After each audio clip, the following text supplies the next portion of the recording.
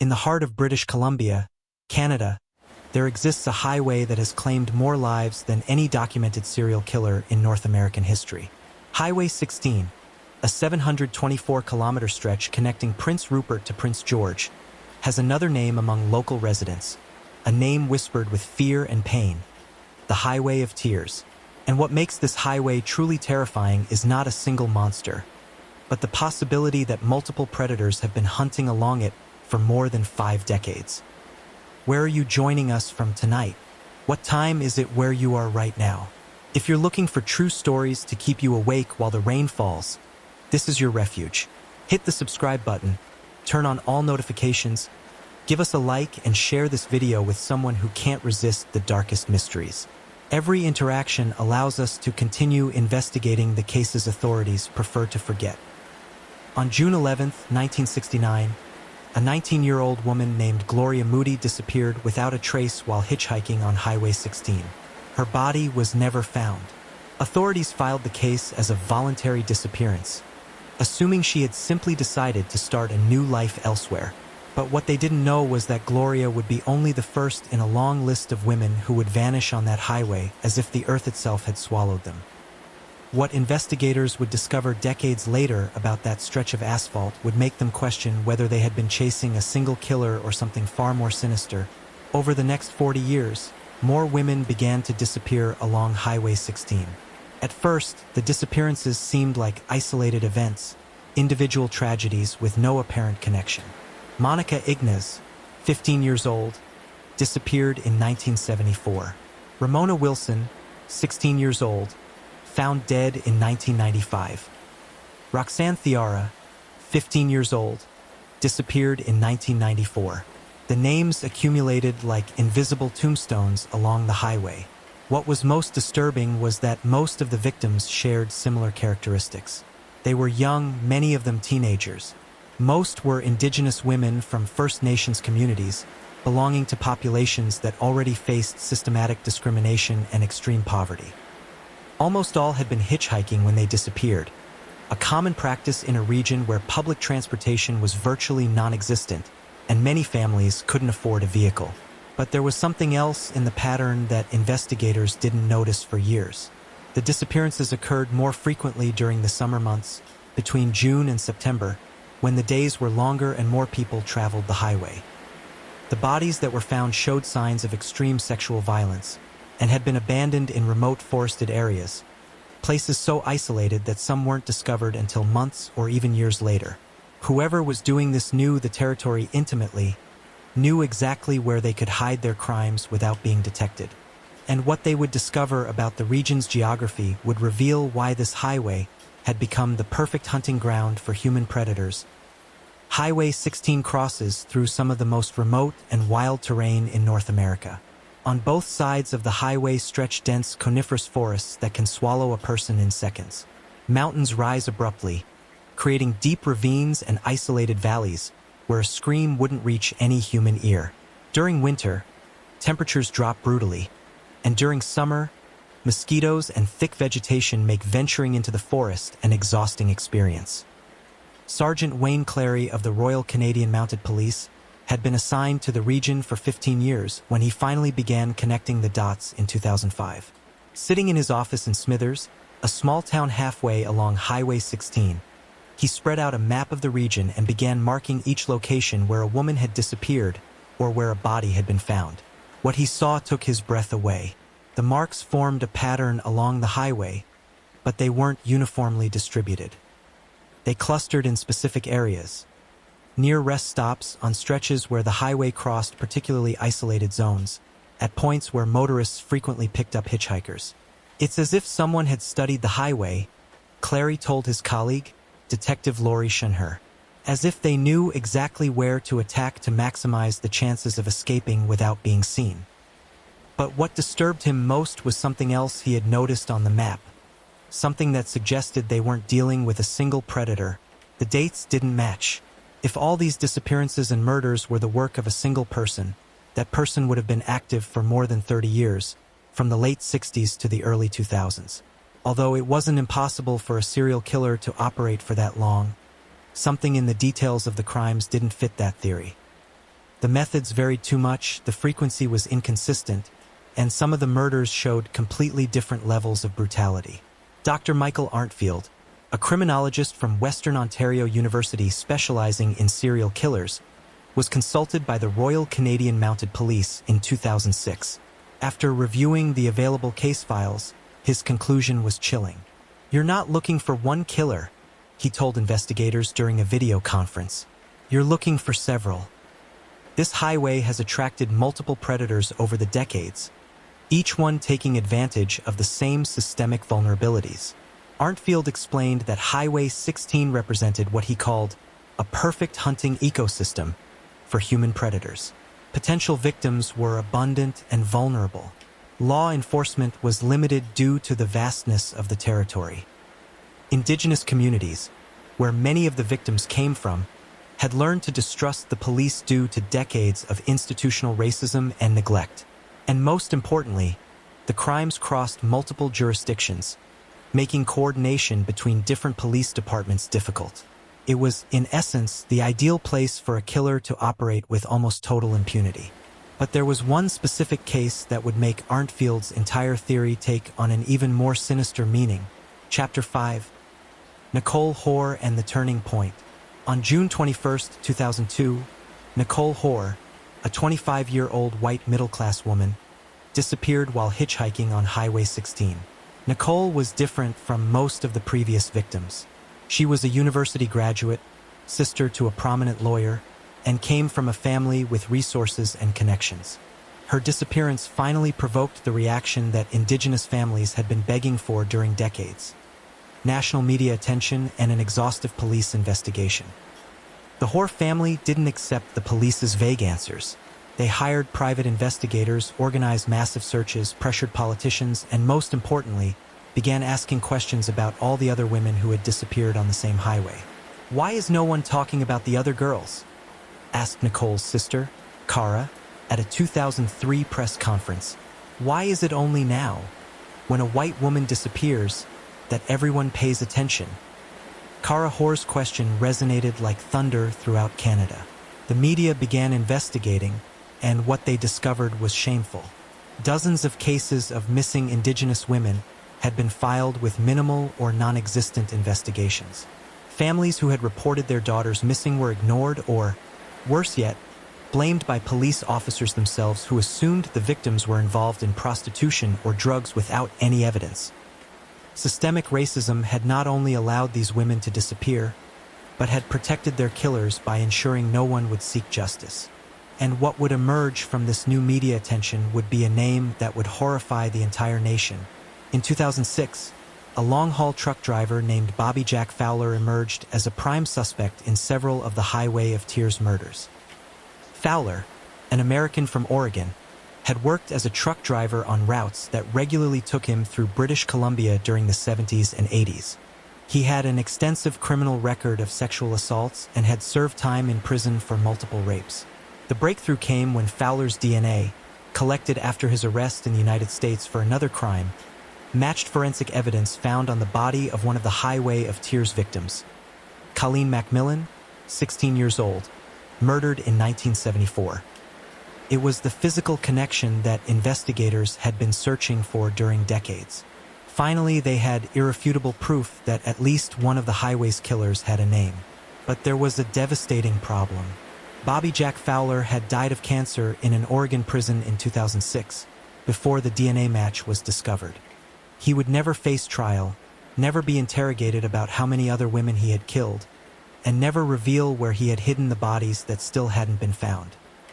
His death closed a crucial door in the investigation, but opened another, even more disturbing question. If Fowler was responsible for some of the murders, who was responsible for the others? Because DNA analysis of the available crime scenes would reveal something no investigator wanted to hear. Forensic analysis of the cases where biological evidence had been recovered showed something that confirmed Dr. Arntfield's worst suspicions. There were multiple DNA profiles that didn't match Bobby Jack Fowler. This meant, without any doubt, that multiple killers had been operating on the Highway of Tears. The question was, how many? Detective Laurie Shunher, who had spent years working on missing women cases, organized a special meeting with criminologists, FBI profilers, and serial killer experts from across North America. In a conference room in Vancouver, she presented everything they knew. The data was overwhelming. Between 1969 and 2011, at least 18 women had been murdered or disappeared along Highway 16. But Indigenous rights organizations argued that the real number could be much higher, perhaps 40 or even 50 victims, whose cases were never officially reported or were filed without investigation. What we have here, explained FBI Special Agent Marcus Wright during the meeting, is what we call a hunting corridor. It's similar to what we saw with I-45 in Texas, where multiple killers used the same highway to find victims. Highway 16 offers everything a sexual predator looks for: vulnerable victims, extreme isolation, and fragmented law enforcement. Wright paused, letting his words settle. But there's something else you need to consider. Something that makes this case unique. What he was about to reveal would completely change the focus of the investigation. Agent Wright unfolded a map of North America on the conference room wall. With a red marker, he traced a line that followed Highway 16 in British Columbia, but then continued south, connecting with Interstate 5 running down the west coast to California, and east connecting with the Trans-Canada Highway that crossed the entire country. Long-haul truckers, Wright said, have access to thousands of kilometers of highways and a seemingly infinite supply of potential victims at every stop. Wright had been investigating a disturbing pattern of unsolved murders along major transportation routes in North America. He had identified more than 500 cases of women murdered or disappeared near interstate highways and major roads in the last 30 years. Many of the victims were sex workers or hitchhikers. The bodies, when they were found, had been abandoned at rest areas or in forests adjacent to the highways. Bobby Jack Fowler was a trucker, Wright continued, and he probably wasn't the only one using his profession to hunt. The FBI estimates that at any given time, there could be between 25 and 50 active serial killers in the United States, and a significant proportion of them are truckers or people whose occupations require extensive travel. The room fell silent. The implication was clear. The Highway of Tears wasn't just the hunting territory of one or two killers, but potentially a way station for predators traveling across the continent. And there was a case that would prove this theory in a chilling way. In 2007, Canadian authorities were contacted by investigators from Alaska with information about a case that would freeze their blood. A trucker named Robert Hansen had been arrested in 1983 for the kidnapping, rape, and murder of at least 17 women in Alaska. Hansen's modus operandi was terrifying. He would pick up women in Anchorage, take them to a remote cabin in the wilderness, release them, and then hunt them with a rifle as if they were animals. What connected Hansen to the Highway of Tears was his work route. During the 70s, Hansen had occasionally worked transporting cargo between Alaska and the Pacific Northwest states, a route that took him directly through Highway 16. Several witnesses remembered seeing his truck at rest stops along the highway. Although Hansen had died in prison in 2014 without confessing to any crimes in Canada, investigators couldn't ignore the possibility that he had practiced his predation in British Columbia before escalating his crimes in Alaska. But Hansen wasn't the only suspect trucker. Police files contained references to other drivers who had been briefly questioned over the years but were never thoroughly investigated. An unidentified trucker who had attempted to attack a young woman in 1988, but who had escaped and reported the incident. Another driver who was seen arguing violently with a young woman at a rest stop hours before she disappeared. These fragments of information, ignored for decades, now painted a terrifying picture of a transportation corridor where multiple predators operated with almost total impunity. And what surviving victims would finally reveal would be even more disturbing. In 2009, a non-governmental organization called Women in March began collecting testimonies from Indigenous women who had survived kidnapping or assault attempts along Highway 16. What emerged from these interviews was a catalog of horror that had remained hidden for decades because no one had wanted to listen. Sarah Morrison, a woman from the Gitxsan Nation, described how in 1997, when she was 17 years old, she had accepted a ride from a truck driver who seemed friendly. Within minutes of entering the vehicle, the man began making explicit sexual comments. When Sarah demanded he let her out, he accelerated and activated the door locks. "He told me he knew of a place in the forest where no one would find me," Sarah recalled with a trembling voice. "He said he had taken other girls there before." Sarah only managed to escape when the truck had to stop at a traffic light on the outskirts of Terrace, and she broke the window and jumped from the moving vehicle. There were dozens of similar stories. Women who had been attacked but managed to escape. Women who reported the incidents to police only to be dismissed with comments like, "What did you expect hitchhiking?" Or, "You probably just wanted a free ride and then changed your mind." The pattern of police negligence was systematic and devastating.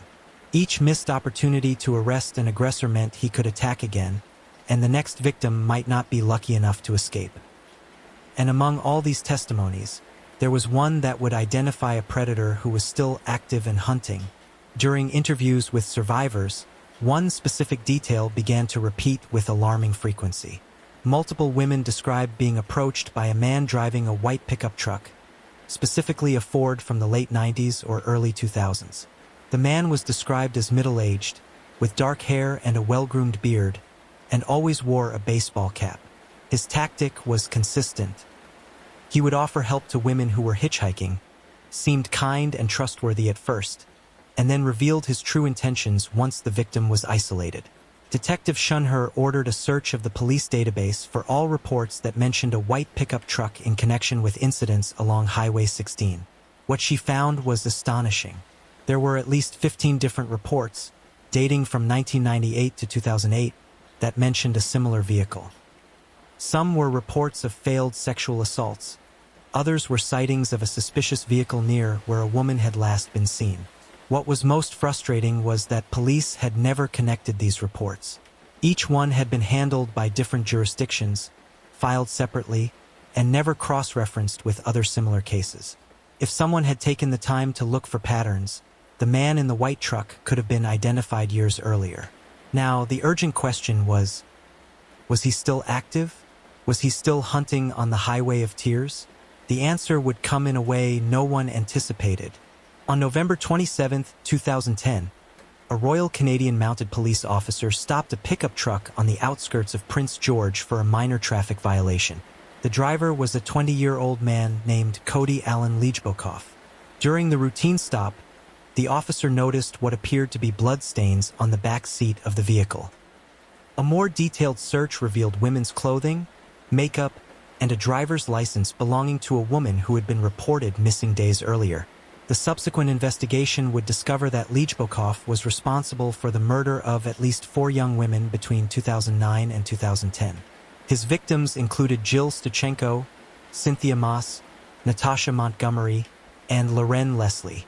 All had been brutally murdered, and their bodies had been abandoned in remote areas near Highway 16. Leijbokoff, who worked in the lumber industry, knew the territory intimately and had used that knowledge to hide his crimes. What horrified investigators wasn't just the brutality of Leijbokoff's crimes, but his age. At 20 years old, he was already an active serial killer. This suggested he had begun killing as a teenager and raised a chilling question. How had he learned to do this? Had he had a mentor? Had he been inspired by the uncaptured killers of the Highway of Tears? The forensic psychologists who interviewed him after his arrest would discover something that would connect Leijbokoff to the broader pattern of violence in the region in a way no one had anticipated. During psychological evaluations, Leijbokoff revealed that he had grown up hearing stories about the missing women of Highway 16. In his twisted mind, the Highway of Tears wasn't a place of tragedy, but of opportunity. "I knew I could get away with it," he told DR. Patrick Bailey, a forensic psychologist. "So many others had done it before. Why not me?" This revelation exposed something deeply disturbing about the impact of unsolved crimes. The impunity of previous killers hadn't just caused immediate pain to victims' families, but had created a cascade effect, inspiring a new generation of predators who saw the highway as hunting territory where they could operate without consequences.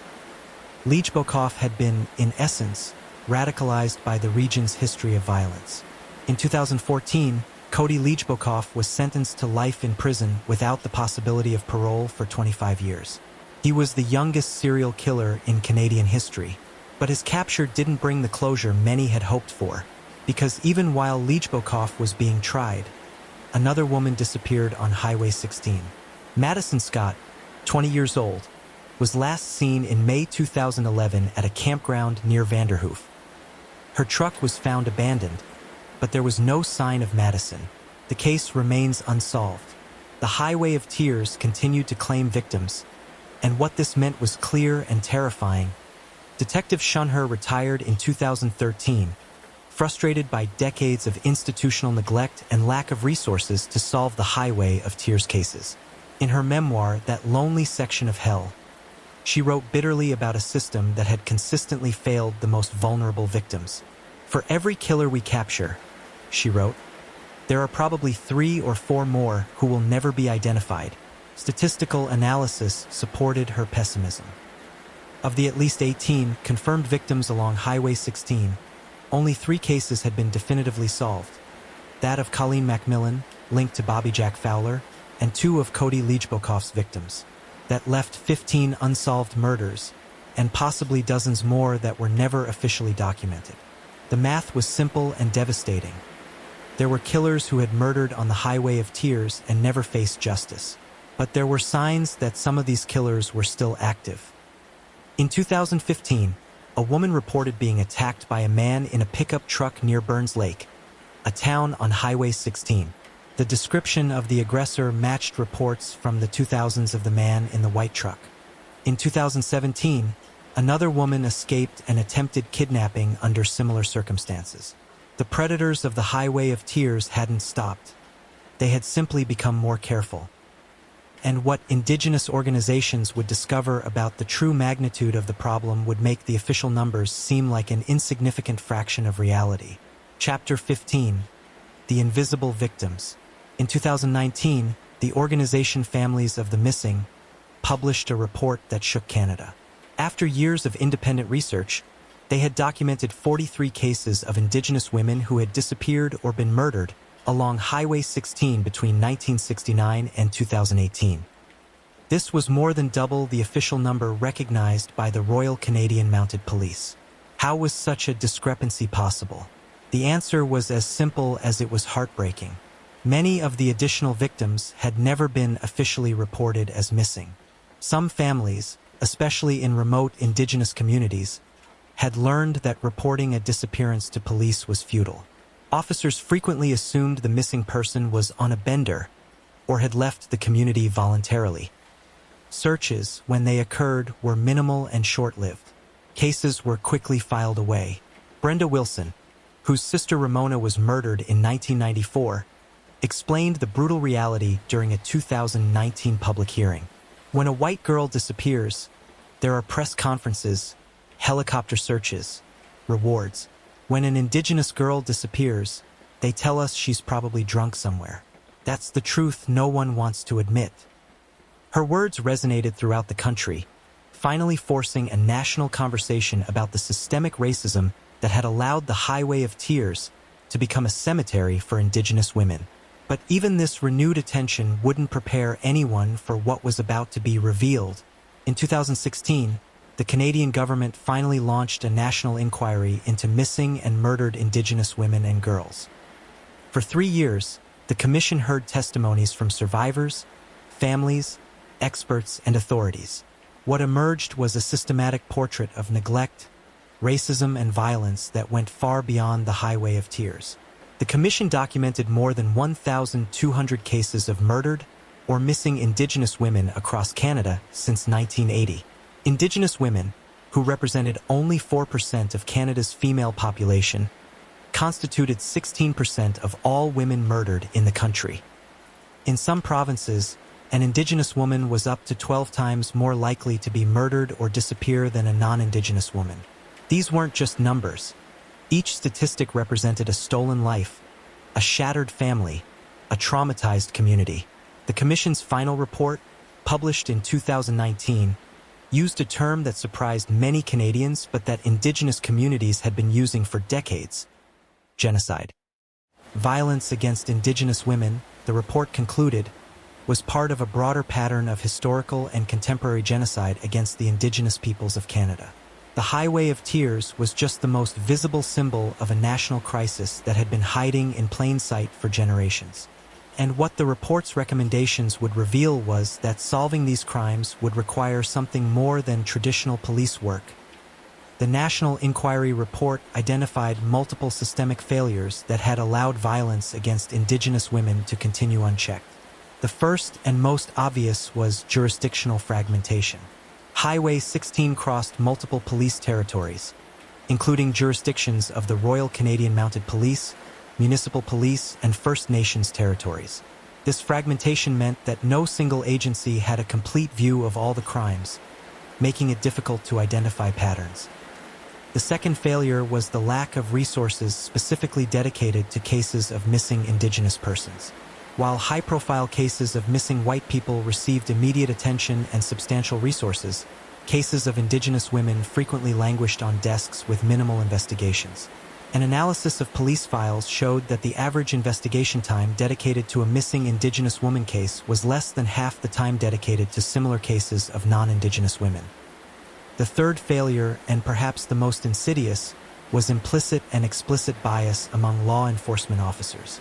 Multiple testimonies documented police officers who had dismissed reports of missing Indigenous women with racist comments, automatically assuming the victims were involved in criminal activities or had left their communities voluntarily. This bias not only delayed crucial investigations, but also demoralized families and communities, making them less likely to report future disappearances. And there was a fourth factor that no one had fully considered until a forensic anthropologist made a chilling discovery. Dr. Owen Beattie, a forensic anthropologist from the University of Alberta, was hired in 2015 to assess whether there were areas along Highway 16 that might contain undiscovered human remains. Using terrain analysis, historical data about where bodies had been found previously, and behavioral models of serial killers, he identified 23 high-probability sites that should be investigated. With limited funding, Dr. Beattie was able to conduct detailed searches at only 5 of these sites between 2016 and 2018. At 3 of the 5 sites, they found human remains. 2 of the sets of remains were identified as belonging to women who had been reported missing in the 90s. The third set of remains belonged to a woman who was never identified and whose disappearance apparently was never officially reported. What this tells us, Dr. Beattie explained in a 2018 interview, is that there are probably dozens, possibly hundreds, of disposal sites along this highway that have never been investigated. The forests of British Columbia are vast and dense. A body can be just 50 meters from the highway and remain undiscovered for decades, or forever. He paused, his expression somber. The true magnitude of what has occurred on the Highway of Tears will probably never be fully known. His words proved prophetic when, months after his statement, an accidental discovery would reveal exactly how correct his assessment was. In September 2019, a hiker named Thomas Chun had wandered off a marked trail near Morris River, approximately 30 kilometers south of Highway 16. While trying to find his way back, he literally tripped over something protruding from the earth, human bones. Police were called immediately, and a more thorough search of the area revealed the skeletal remains of 3 different individuals, all buried in an area of approximately 100 square meters. Forensic analysis determined that the remains belonged to 3 young women, all probably murdered between the late 80s and early 90s.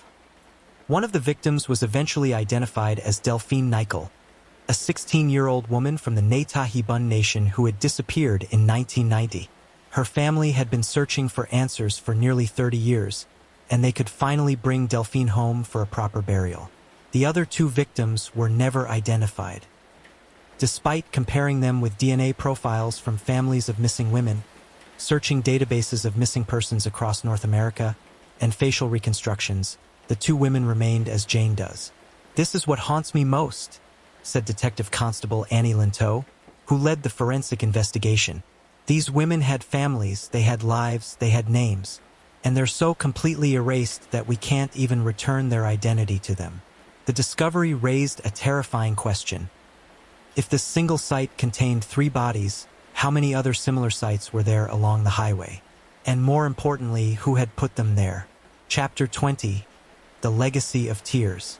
Today, in 2026, Highway 16 still stretches through the heart of British Columbia, connecting isolated communities with the outside world. Improvements in public transportation have reduced the need for hitchhiking, but haven't eliminated it completely. Indigenous women still disappear, though less frequently than in past decades. Progress has been real but insufficient.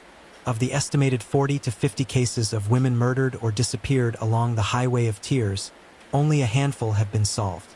Bobby Jack Fowler and Cody Leachbokoff are the only definitively identified killers, and together they're responsible for perhaps 6 victims.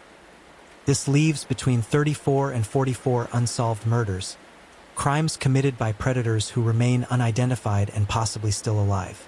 Some of these killers have probably died of natural causes, taking their secrets to the grave.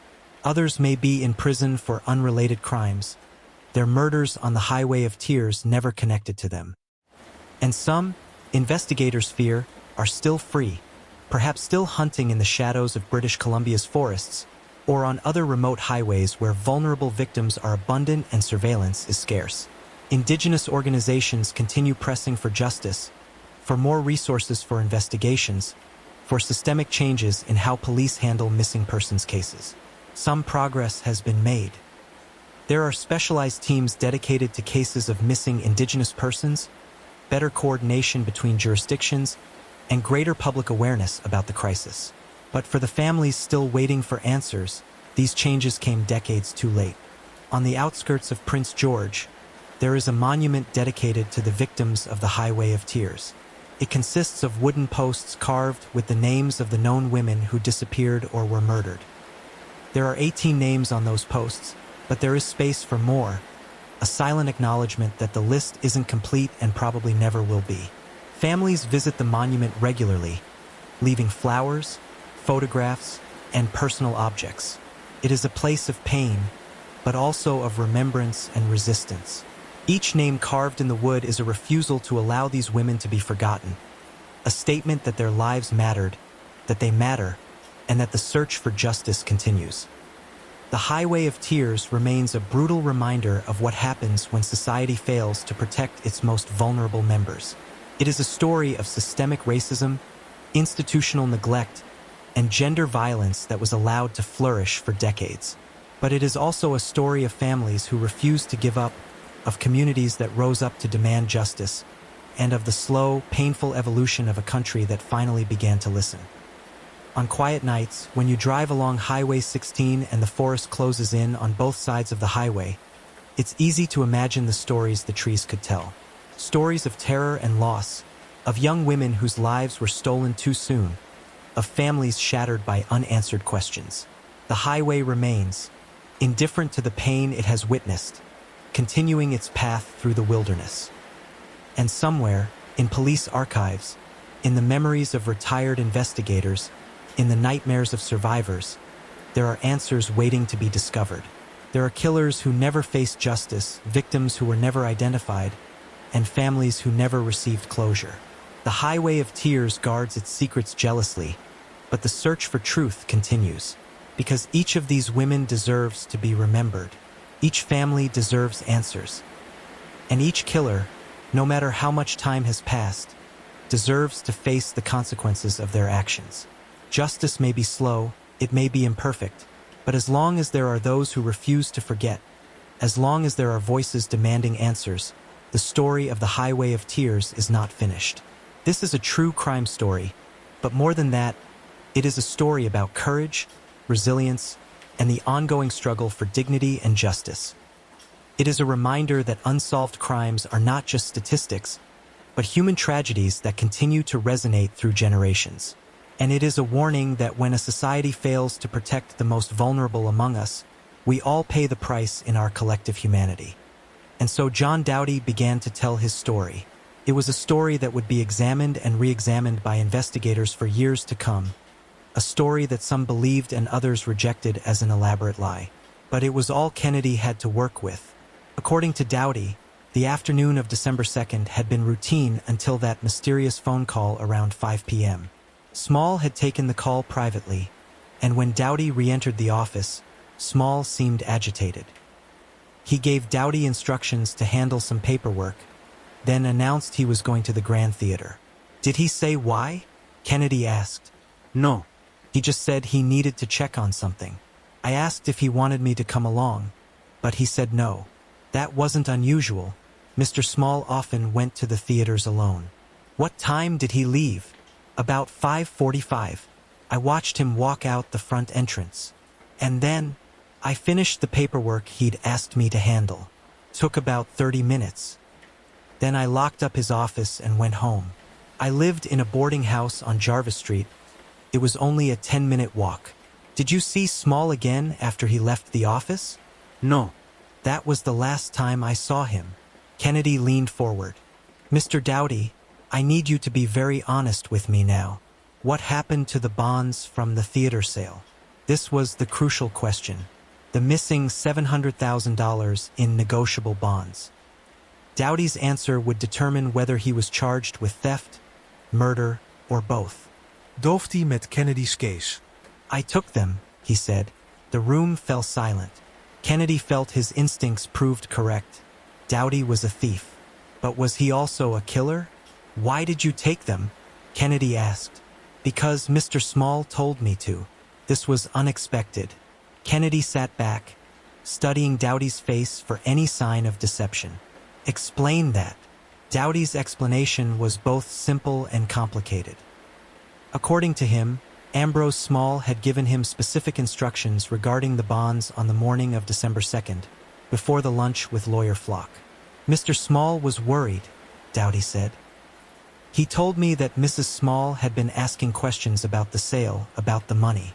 He said he wanted to keep some of the proceeds separate, where she couldn't access them. He wanted to hide assets from his wife?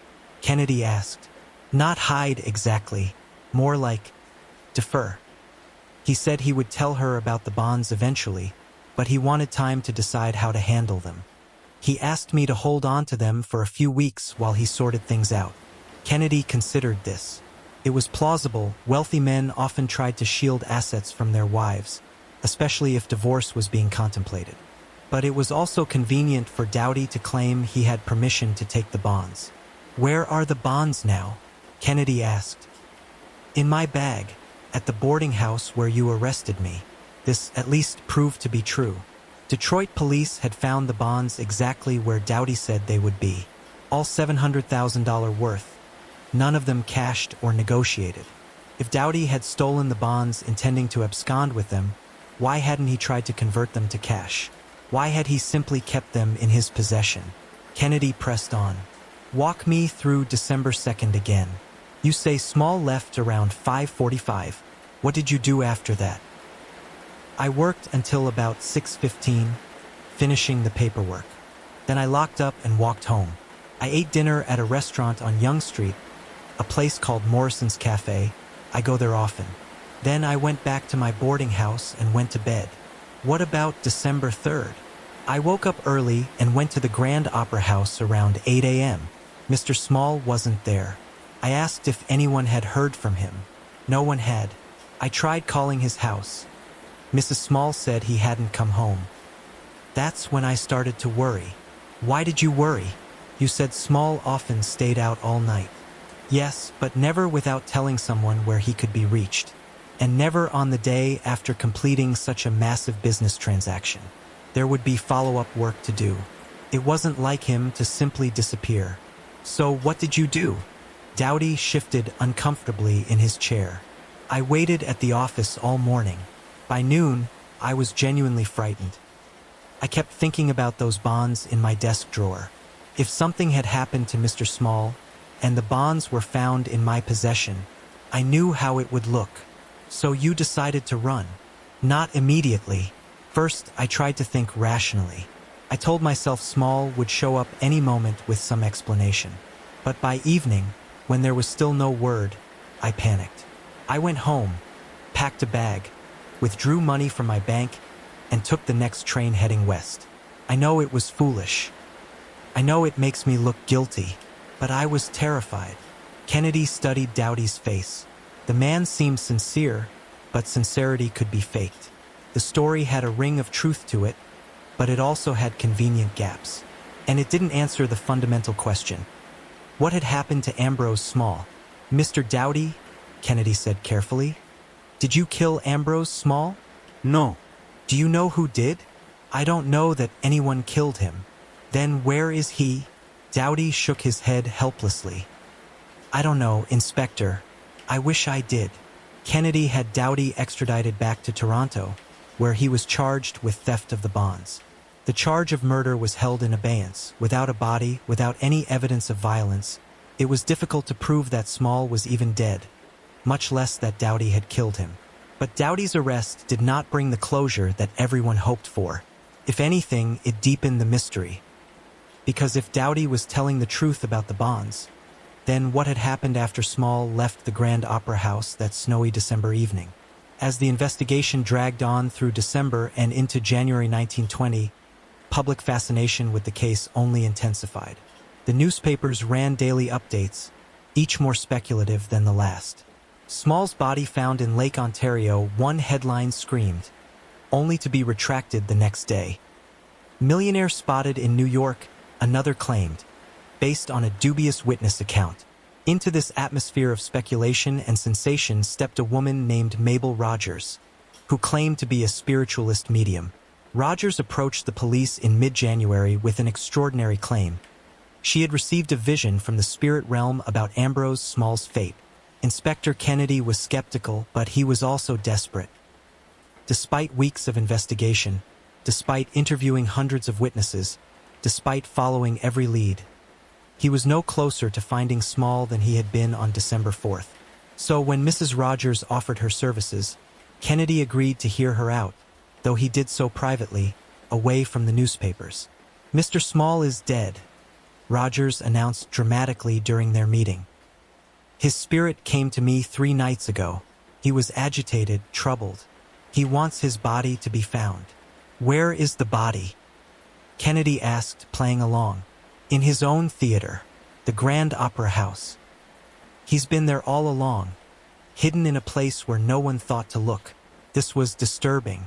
Kennedy had ordered searches of all of Small's theaters in the first week of the investigation, but they had been cursory, looking for obvious signs of foul play, not conducting a thorough forensic examination.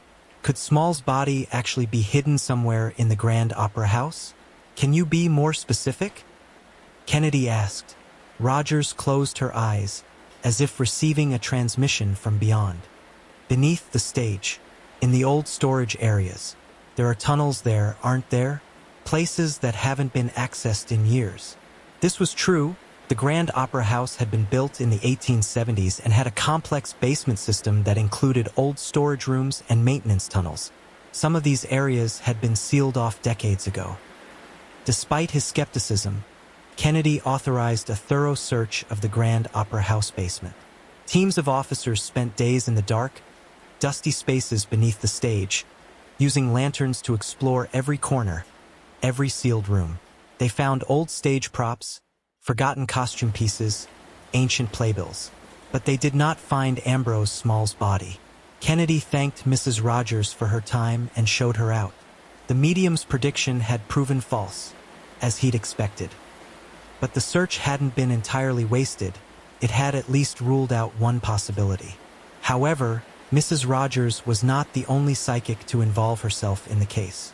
Over the following weeks, several other mediums came forward with their own visions and predictions. One claimed Small had been murdered and thrown into Toronto Harbor. Another said he'd been taken by boat to Cleveland and murdered there. A third insisted he was still alive, being held prisoner in a remote farmhouse north of the city. These claims might have been dismissed as the work of attention seekers if not for one troubling detail. Some of the mediums described elements of Small's disappearance that had not been made public. How they knew these details remains a mystery. Were they truly receiving information from beyond? Or had they somehow gained access to police files? Kennedy never discovered the answer. But the involvement of the spiritualists had one significant effect. It shifted public perception of the case. Increasingly, people began to accept that Ambrose Small was dead, even though no body had been found. The question was no longer, where is Ambrose Small? But rather, who killed Ambrose Small? While Inspector Kennedy pursued leads and interrogated witnesses, Teresa Small faced her own nightmare. With her husband missing and her financial affairs in chaos, she found herself in an impossible situation. The theater empire had been sold, but the proceeds were tied up in the investigation. The bonds were being held as evidence. Her husband's bank accounts were frozen pending resolution of the case. She had money of her own. Ambrose had been generous in that regard, maintaining separate accounts for household expenses. But maintaining the mansion in Rosedale, paying the staff, dealing with lawyers and accountants, all of it was draining her resources quickly. And then there was the suspicion. Some people whispered that Teresa knew more than she was saying. Some suggested she might have been involved in her husband's disappearance. After all, hadn't she stood to inherit everything if Ambrose was declared dead? Didn't she have more motive than anyone? Inspector Kennedy did not seriously suspect Teresa. He had interviewed her extensively and found her responses consistent and credible. But he understood why others might have doubts. A missing wealthy husband, a wife who admitted their marriage was troubled, money that couldn't be accounted for. It was the stuff of crime novels. What most people didn't understand was how little Teresa actually benefited from her husband's disappearance. Under the law, Ambrose could not be declared legally dead for 7 years. Until then, his estate would remain in limbo, inaccessible to Teresa or anyone else. She couldn't sell properties, couldn't access his accounts, couldn't make any significant financial decisions. In February 1920, Teresa made a decision that surprised many observers. She hired private investigators to supplement the police investigation. The firm she retained was Hanley and Davies, one of the most respected detective agencies in Canada. She gave them a simple mandate: find out what happened to my husband. The private investigators brought fresh eyes to the case. They re-interviewed witnesses, examined the financial records more carefully, and began investigating angles that the police had perhaps overlooked. One of their early focuses was on Ambrose Small's personal relationships. Not just his business associates, but his friends, his club memberships, his romantic entanglements.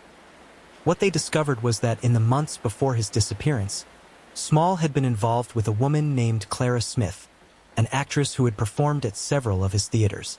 The relationship had been brief but intense, according to friends of both parties. It had ended in October 1919, about 6 weeks before Small's disappearance. The private investigators tracked down Clara Smith and interviewed her extensively. Yes, she admitted she had been involved with Ambrose Small.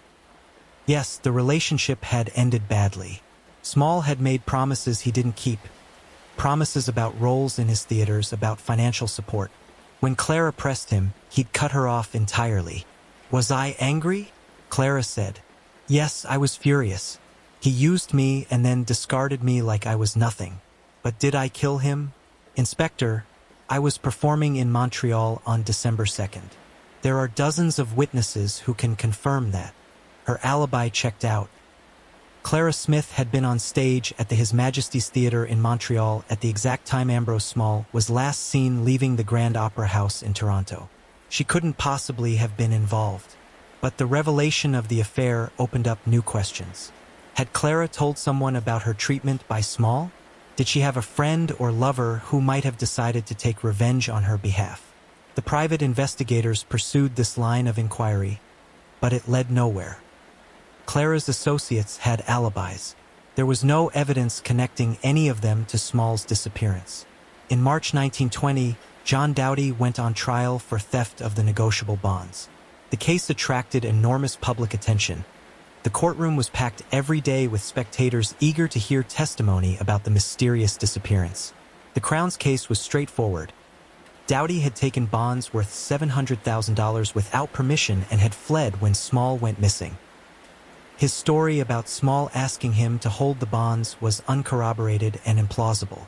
He was clearly guilty of theft and probably guilty of much worse. Doughty's defense attorney, a skilled lawyer named Marcus Webb, argued that his client had been following his employer's instructions. Small had wanted to keep assets away from his wife, a common enough practice among wealthy men. Doughty had panicked and fled, yes, but that was because he knew he would be suspected, not because he was actually guilty of anything beyond poor judgment. "My client is guilty of cowardice," Webb told the jury.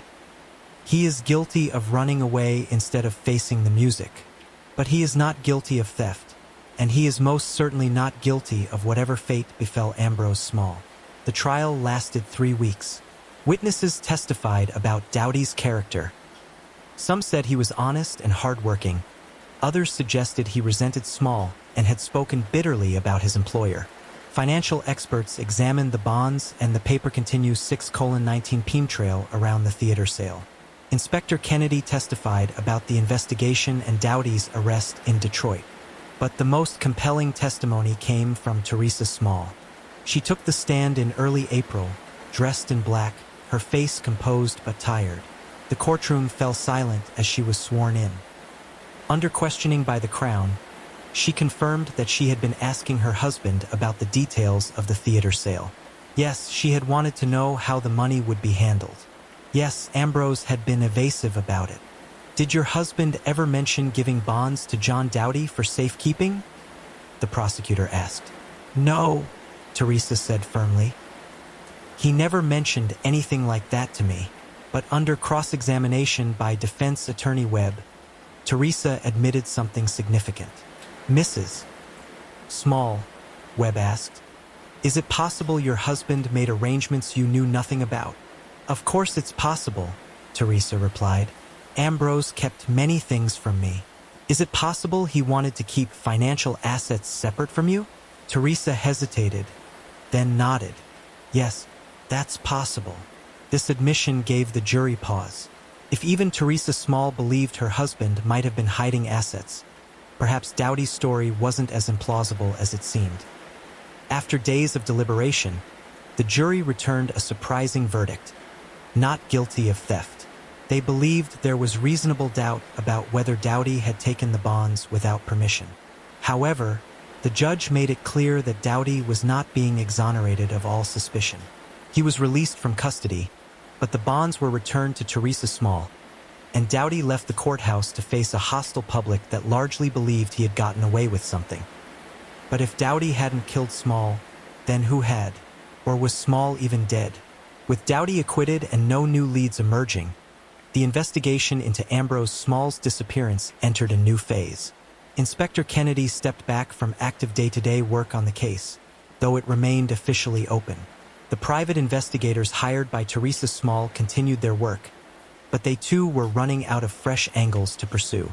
In this vacuum, theories proliferated. The newspapers ran elaborate speculation pieces, each proposing different scenarios for what might have happened to Toronto's missing millionaire. Theory 1. Small had staged his own disappearance. Perhaps he was tired of his life, his marriage, his business pressures. Perhaps he wanted to start fresh somewhere new, under a different name. The sale of his theaters had provided him with the perfect opportunity. He could take the cash, fake his disappearance, and reinvent himself elsewhere. Proponents of this theory pointed out that no body had been found, no evidence of violence discovered.